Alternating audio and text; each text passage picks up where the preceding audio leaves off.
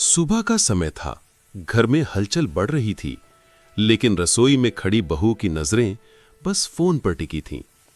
सब्जी चूल्हे पर चढ़ी थी, लेकिन बहू की उंगलियां स्क्रीन पर ही चल रही थीं। सास दूर खड़ी होकर चीख पड़ी, बहू जरा फोन तो नीचे रख दे, खाना जल रहा है।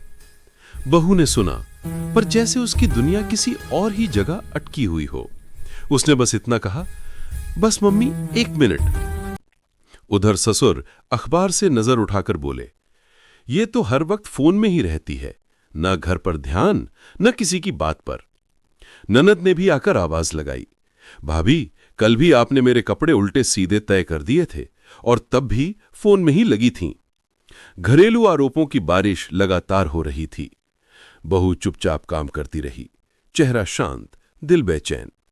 पड़ोसन भी ऐसे मौकों पर कहां चूकती है। एक दिन आई और बोली, भाभी जी, आपकी बहू को सड़क पर भी फोन देखते देखा है मैंने। कहीं मेलजोल का समय नहीं, बस phone phone phone.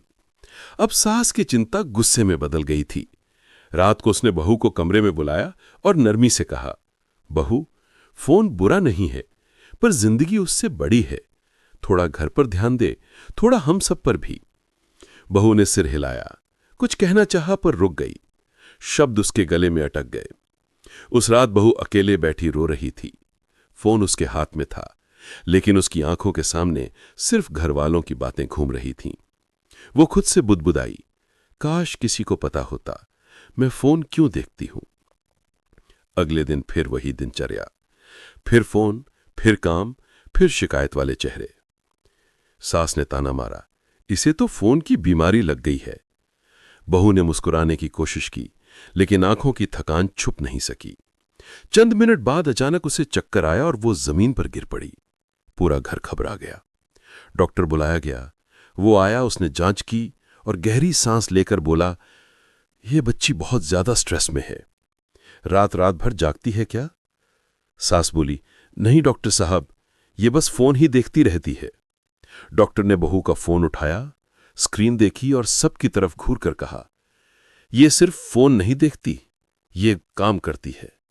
Online classes, job alert, freelance project, client message, ये घर संभालते संभालते अपने दम पर कमाने की कोशिश कर रही है, आप सबके लिए, आपकी मदद करने के लिए।